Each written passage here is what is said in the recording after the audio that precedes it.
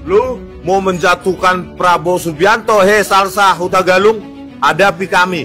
Kami organisasi anti termul seperti kalian. Ya. Hanya Prabowo Subianto yang bisa menghadapi Joko Widodo. Ya.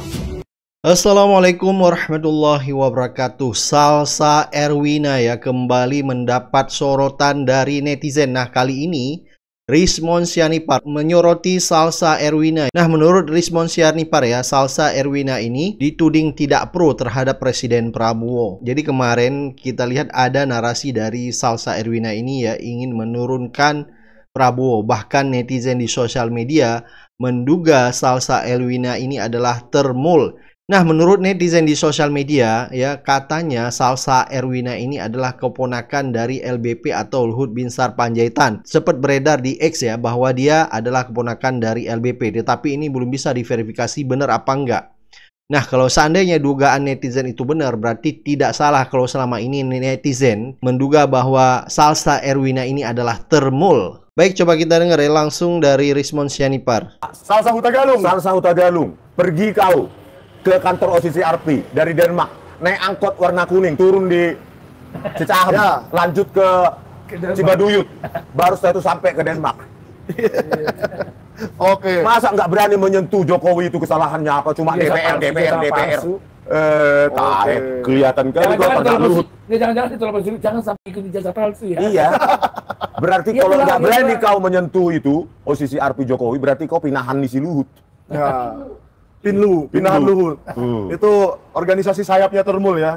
Termul. Kan termul ketua umumnya itu tuh si pengacara yang naik-naik meja itu. Siapa usah disebut namanya, kan terkenal. Ada kok. Iya, terkenal. Ya.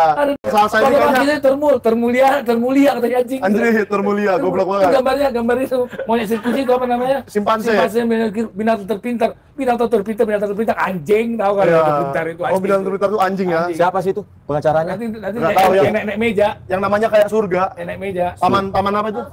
Itu terkenal namanya. Yang punya gunung nuklir. Iya. Oh, ya. Uranium. Gunung uranium. Oh, gitu ya. Kalau ini kan katanya binatang terpintar sejagat raya. Kalau yang sana wapres terpintar sepanjang sejarah. Iya. Kayaknya persamaannya agak di situ tuh. Kayaknya sutradaranya sama ini. Tapi kalau saya sih udah melenceng juga. Yang bikin skripnya sama itu. Si Jokowi udah sama dengan Nabi. Buat Mbak Salsa atau akunnya adalah @salsa12, menarik menyimak postingan-postingan Anda, tetapi sayang, sepertinya Anda melakukan cherry picking. Anda memilah-milah yang menguntungkan pilihan politik Anda. Karena aku juga orang Indonesia dan aku masih warga negara Indonesia. Dan aku udah melihat kebrutalan pemerintah yang udah gila nggak ada obat ini, yang mereka udah nggak tahu malu, bener-bener nantangin masyarakatnya. Anda tidak berdiri sebagai sosok yang bagaimana menilai secara objektif dengan menceritakan secara kronologis detail konstruk kejadian-kejadian sehingga masyarakat bisa tahu dan paham kenapa semua ini terjadi saat ini. Salah satu contoh Anda mengkritik tentang pemberantasan korupsi, tentang tingkah laku DPR, tentang tunjangan DPR. Kenapa Anda tidak menceritakan secara detail kronologis awalnya? Pemberantasan korupsi contohnya. Anda tahu kerusakan yang dialami oleh Pak Prabowo saat ini adalah imbas dari kerusakan yang dilakukan oleh Jokowi di pemerintahan sebelumnya. Bagaimana Undang-Undang Nomor 19 Tahun 2019. Bagaimana KPK dilakukan pembonsaian atau pengkerdilan. KPK tidak punya taring lagi ketika muncul Undang-Undang Nomor 19 Tahun 2019. Itu diperkuat dengan PP Nomor 42 Tahun 2020. Kenapa Mbak tidak ceritakan itu? Itu terkorelasi juga Mbak dengan bagaimana IPK kita, indeks persepsi korupsi kita oleh Transparansi Internasional yang mengalami stagnan di masa Jokowi. Belum lagi bagaimana kebijakan-kebijakan dia yang menimbulkan kontroversi luar biasa. Contoh PSN. Dari peraturan Presiden nomor 3, Perpres nomor 3 tahun 2016. Di mana diperkuat dengan Undang-Undang nomor 11 tahun 2020 munculnya Omnibus atau Cipta Kerja. Saat itu, Mbak, para aktivis melakukan judicial review dan sudah dibatalkan undang-undang itu. Tetapi Jokowi melakukan perlawanan dengan mengeluarkan Perpu nomor 2 tahun 2022. Diperkuat dengan Undang-Undang nomor 6 tahun 2023. Itu merusak semua sistem, Mbak. Perizinan pertambangan yang dulu berada di wilayah-wilayah provinsi masing-masing, sekarang diambil alih oleh pusat gara-gara undang-undang itu. Anda paham nggak? Kenapa ketidakadilan ini terjadi? Undang-undang itu mengangkangi Undang-Undang Otonomi Daerah, Undang-Undang nomor 23 tahun 2004, yang junto Undang-Undang Otonomi Daerah juga nomor 32 tahun 2014. Kenapa tidak Anda katakan itu, Mbak? Setelah gue mengamati dan menganalisis secara seksama kerusuhan demi kerusuhan yang terjadi beberapa hari kemarin, bukan hanya di Jakarta tapi hampir merata di seluruh kota besar yang ada di Indonesia, bahkan fokus serangannya itu ke DPR RI, gue melihat ini semua dilakukan secara terorganisir, ya, bahwa ini adalah sebuah orderan, adanya pesanan dari seseorang yang pastinya memiliki motif dan tujuan sangat urgensi. Bahkan gue pun melihat ini dilakukan secara TSM, terstruktur, sistematis, dan masif. Lalu saat ini mulai nih beredar isu, ya, dalang-dalangnya ada dugaan katanya Del Pedro Marhen dari Lokataru Foundation, Riza Khalid, terus pihak asing, bahkan PDI Perjuangan pun diduga dalangnya. Yang menjadi pertanyaan gua, apa motif dan tujuan mereka menjadi dalang kerusuhan beberapa hari yang lalu? Gitu ya. Kalau Del Pedro dianggap karena postingannya itu melakukan provokasi, lalu bagaimana dengan kader-kader Partai Gajah yang jelas postingannya pun menyebarkan hoax, fitnah, juga provokasi? Kenapa kader dari Partai Gajah tidak diusut tuntas, sedangkan itu beredar luas di media sosial, sebuah provokasi secara jelas dan nyata? Kalau gua, jujur aja ya, menurut kacamata gua secara pribadi, dugaan gua itu justru bukan ke Del Pedro, bukan ke Riza Khalid, atau siapapun, tetapi dalang dari kerusuhan tersebut adalah si Mulyono. Motifnya apa? Tujuannya apa? Motifnya untuk melindungi anaknya si Fufu Papa. Tujuannya apa? Agar Fufu Papa berhasil menjadi RI1. Nih, gua akan coba membahas analisis gua ya. Jadi gini teman-teman, pada bulan Juni 2025, para purnawirawan memasukkan surat pemakzulan kepada DPR RI. Nah, surat pemakzulan si Fufafa ini merupakan satu bom waktu, gue analogikan, di mana satu saat surat pemakzulan ini bisa meledak dan pastinya akan merugikan Fufafa. Lalu pada tanggal 19 Agustus, para purnawirawan ini menyurati DPR RI mempertanyakan bagaimana kelanjutannya masalah pemakzulan si Fufafa. Kemudian pada tanggal 27 Agustus, para purnawirawan pun mengirimi surat yang kedua mempertanyakan masalah proses pemakzulannya si Fufu Papa. Lalu pada tanggal 28, meledaklah dengan tewasnya Afan Kurniawan, ya dong, driver ojol secara tragis. Setelah itu muncul terus ya kerusuhan di mana-mana, penjarahan, pembakaran di mana-mana. Itu analisis pertama gua. Ya, jadi serangan utamanya kepada DPR RI karena bom waktunya ada di DPR RI. Yang kedua, adanya hoax, fitnah, dan provokasi yang dilakukan oleh kader-kader PSI seperti Ade Armando and the Gang melalui channel YouTube maupun akun medsosnya Cokro TV dan juga PIS. Yang kedua, melalui DJ Fana Sahara yang jelas dia pun kader PSI. Lalu adanya narasi ya dari Laskar Cinta Jokowi yang meminta agar Prabowo ini mundur, termasuk DJ Fana Sahara yang meminta Pak Prabowo ini mundur atau lengserkan Pak Prabowo. Itu analisis yang kedua gue. Lalu analisis yang ketiga gue yang menurut gue ini pun sangat aneh dan janggal.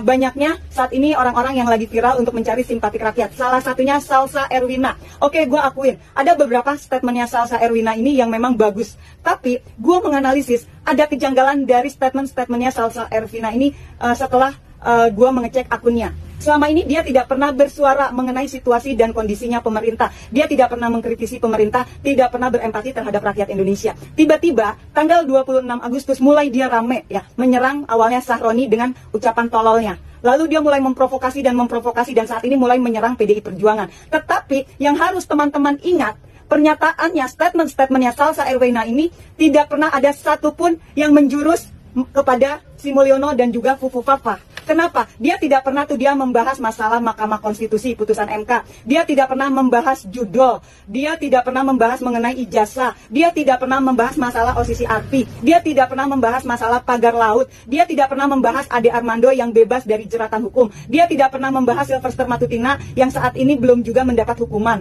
Dia tidak pernah membahas tunjangan, fasilitas instansi lain ya, seperti BUMN, kementerian dan lembaga-lembaga pemerintahan yang lain. Bahkan dia juga tidak membahas meminta agar Kapolri dicopot, padahal salah satu tuntutan rakyat yang beredar di media sosial ya, mulai dari para tokoh akademisi, tokoh agama, elemen masyarakat itu meminta Kapolri dicopot. Erwina ini, si Salsa Erwina ini tidak pernah membahas semua itu, tetapi fokusnya dia itu terus nyerang DPR RI. Ada apa dari semua ini? Bahkan dia memprovokasi mengenai TikTok live yang tidak bisa live gitu ya. Ini semua menurut gua ada kejanggalan. Kecuali Salsa Erwina ini seperti gua ya, sudah lama memang kerap kali mengkritisi pemerintah. Ini tidak tiba-tiba 26 Agustus dia bikin satu postingan dan ngebum. Cobalah di sini rakyat Indonesia benar-benar pakai logikanya, analisis secara baik-baik, ada apa di balik semua ini, ya. Kenapa tujuan utamanya DPR RI? Coba ya, gue mengajak teman-teman rakyat Indonesia, jangan mudah terprovokasi, jangan mudah mendengar satu berita langsung ditelan gitu aja, tapi cari tahu semua kebenarannya, analisis setiap narasi yang disampaikan oleh siapapun dari media sosial. Jangan sampai kita hanya diadu domba oleh orang-orang yang punya kepentingan. Satyam Eva Jayate. Loh, kalau dipikir-pikir kok ini biangnya PDIP lagi nih ya yang menghambat nih ya. Apa bener nih mereka sebenarnya mewakili aspirasi rakyat? Jadi kuciwa hati bos di sini. Nah, ini aneh nih. Masa ya terkait dengan RUU perampasan aset yang dikambing hitamkan, yang disalahkan itu selalu PDI Perjuangan. Padahal PDI Perjuangan itu suaranya minoritas di DPR, cuma 110 kursi. Nah, sedangkan di DPR itu ada 8 fraksi, yang mana di dalamnya terdapat koalisi Kim Plus yang menguasai 470 kursi. Jadi tanpa PDI Perjuangan pun ya, sebenarnya undang-undang ini, perampasan aset ini bisa disahkan. Nah, tapi kenapa yang disalahkan selalu PDI Perjuangan? Dan yang perlu dicatat lagi adalah bahwasanya kepemimpinan di DPR itu adalah kolektif kolegial. Artinya apa? Artinya semua kebijakan itu dimusyawarahkan secara bersama-sama dan diputuskan secara bersama-sama. Nah, bersama-sama oleh siapa? Ya oleh seluruh anggota fraksi partai yang ada di DPR, termasuk pemerintah. Dan pertanyaan yang tak kalah penting lagi adalah, siapakah orang ini sebenarnya? Apakah dia ini benar-benar murni memperjuangkan aspirasi rakyat? Atau jangan-jangan hanya penunggang gelap? Pak Prabowo, saya sampaikan lagi kepada Bapak ya, selama kalian berkhianat, selama kalian mementingkan diri sendiri, kalian menggolkan kebijakan-kebijakan atau kalian mendukung kebijakan-kebijakan yang anti rakyat, maka kalian bukan teman kami, tapi kalian adalah lawan kami. Salsa Erwina, hai, coba sekali-kali saya mau dengar sentil tuh Gibran yang tabrak konstitusi. Sentil tuh Jokowi dapat PSI dari tangan Grace, macam mana ditelanjangin begitu aja. Sekali-kali gitu, jangan menyerang Prabowo saja, Gerindra saja, PDI saja, Cok. Ya, kali ini gua andil. Ya, sebanyak itu konten Anda mengatasnamakan bela rakyat, tapi golongan. Lo tidak netral, karena lo orang terdekat yang namanya Tamara, kan? Iya ndak? Tapi di belakang lo ada jekedek. Ya kan, sindir dong. Ya masalah beton yang namanya laut, pagar laut, sehingga nelayan itu dari siapa? Ya sindir dong masalah menteri koperasinya, atau sindir ke menteri pendidikannya yang udah ditangkap. Itu baru narasi yang membelain rakyat namanya. Kalau lo hanya membidek-bidek kedip sebelah mata, tendang aja lo jauh-jauh pikiran lo, jangan sok belaga melakukan debat. Siapapun debat itu bisa menang kalah sesuai tema. Paham lo sampai di sini? Jangan sok pinter lo, resek lo, udah jadi budak asing teriak-teriak ke Indonesia sok Pancasilais, sok negarawan. Hai kucing lo. Selamat sore. Saya nggak tahan juga mau bicara nih, terlalu banyak yang dipikir, tapi saya coba keluarin sedikit-sedikit ya. Saya cari momen yang paling enak, apakah benar atau tidak benar. Yang mau skip aja, tapi pesan saya ini sebenarnya buat seseorang yang memang luar biasa buat saya, namanya Salsa Erwina ya, yang tinggal di Denmark itu. Personally saya mau bilang begini sama Salsa, siapapun nama Anda ya, Salsa atau Erwina siapalah ya. Jadi pesan saya, jangan masuk ke ranah-ranah yang ada simpati kepada partai politik, apalagi sampai memuji seseorang dari sebuah partai yang dibilang PDI Perjuangan. Aduh, jangan deh. Partai itu cara kerjanya itu udah luar biasa jahatnya mereka. Mereka punya peran manis, peran preman, peran orang baik hati, peran orang yang beragama, semua punya peran di sana. Ada peran orang yang pinter luar, semua teori dia bisa semuanya, begini begitu. Coba tanya satu hal sama mereka yang pinter, yang sedang mendekati kamu atau di-pairing sama media, kamu dengan dia. Tanya sama mereka, kenapa mereka tahu kasus korupsi di depan mata di partai mereka diem aja? Atau mereka kenapa nggak mendorong sejak awal untuk menggantung semua koruptor-koruptor yang dimulai dari partainya mereka sendiri? Coba tanya sama mereka deh. Please jangan masuk sekarang lagi seru-serunya kamu dipakai untuk menetralisir keadaan lagi partai-partai yang dianggap mulai-mulai seolah-olah cuci tangan dengan adanya kamu sekarang. Mereka coba tuh dimasukin peran ini nih biar seolah-olah wah ini partai cerdas, ada orang baiknya. Nggak ada yang baik di partai. Kalau kamu bilang seperti si A, si B, nggak ada baik-baiknya. Partai semua tuh punya peran mereka sendiri-sendiri itu. Dan mereka membela kepentingan partai. Memang ada membela rakyat, tapi dalam konteks-konteks yang standar-standar aja lah. Mau bicara soal geografis lah, KTP sana, pajak sana, selama ini kemana gitu loh. Kenapa dia nggak bisa menghimbau ketua partai mereka sendiri? Gitu aja. Hati-hati kalau saya bilang jangan terlalu mendapat simpati dari partai-partai, apalagi di pairing kamu nggak sepadan dengan mereka gitu. Jangan kotori image-mu dengan mencoba menempel-menempel, ditempel-tempel dengan orang-orang partai yang kamu bilang hebat-hebat itu. Seseorang lah itu jangan pernah mau. Garis udah, kamu cerdas, cendekia, anak muda, otaknya lempeng, nggak ada beban tidak baiknya. Jangan pernah masuk ke ranah-ranah politik, apalagi bersimpati dengan orang politik di Indonesia. Enggak lah. Pesan jangan satu hari nanti kamu menjadi blunder dengan image-mu yang sangat baik sekarang ini. Gitu aja, jangan pernah percaya. Apalagi kamu lagi sering di pairing dengan orang-orang partai itu. Nggak ada yang benar semua itu. Hati-hati kamu. Cuman saran masukan aja. Nggak tahu pendapat ini benar apa tidak. Bagaimana menurut kalian semua yang lain. Semoga ada manfaat juga. Hanya mengingatkan. Terima kasih. Mau menyampaikan permohonan maaf nih bosku. Karena kemarin Toa juga melakukan kesalahan. Jadi Toa mohon maaf sekali. Nah, jadi gini bosku situasinya. Jadi aku baru sadar. Ternyata Anda mengklaim diri Anda Toa. Toa itu adalah tidak berpikir. Toa itu adalah perangkat. Toa itu adalah alat pengeras suara.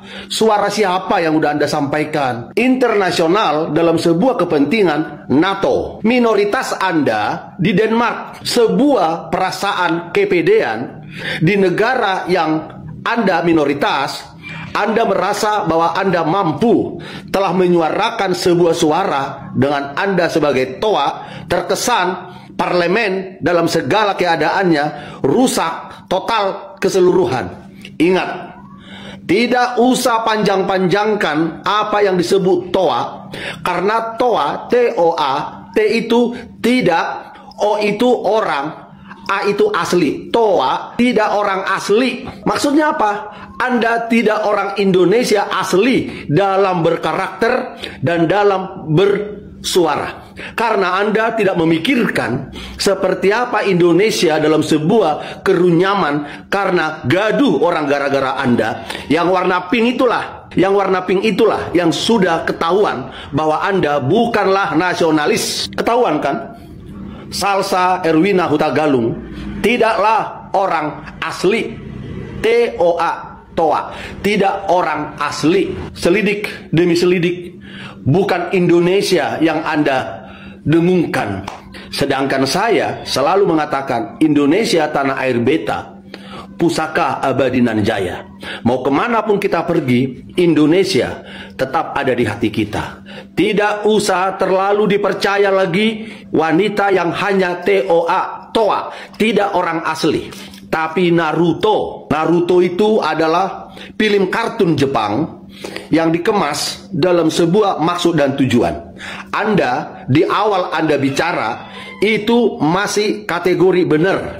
Tapi ketika FYP Anda kemana-mana, Indonesia dalam konteks penduduknya yang terlalu banyak, bahkan penduduk terbesar di Asia, sedang dihimpun oleh urusan-urusan tidak nasionalis, dan Anda layak untuk tidak dipercaya. Karena dia sudah terlalu merendahkan derajat DPR. Ngapain Anda bilang karyawan? DPR itu tidak karyawan, dia wakil rakyat. Anda tahu nggak arti demokrasi? Dari rakyat, untuk rakyat, oleh rakyat. Dia yang dari rakyat tidak berasal dari rakyat yang benar. Dia datang dari rakyat yang mau memilih dia karena serangan pajar. Jangan salahkan institusi itu, salahkanlah Indonesia dalam konteks wawasan yang belum dewasa terkait hidup yang harus berkelanjutan apa adanya.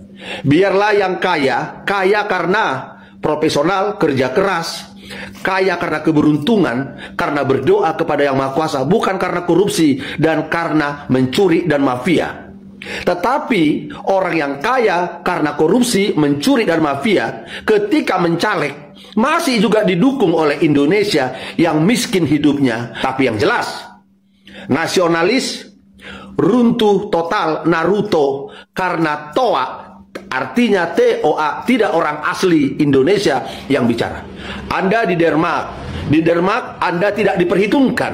Tapi karena Anda telah bersuara sebagai TOA, Indonesia heboh karena perkataan Anda, di mana Anda bicaranya ecer aja begitu, seolah-olah Anda jago. Jago apa? Hafalan lah yang Anda katakan, hafalan ya. Yang Anda suarakan adalah ilmu hafalan, bukan ilmu menyimak, mengetahui bagaimana menyelesaikan apa yang sudah benang kusuk, bagaimana keluar. Demikian saya sampaikan pagi hari ini dari Kota Bekasi, Jawa Barat, Indonesia.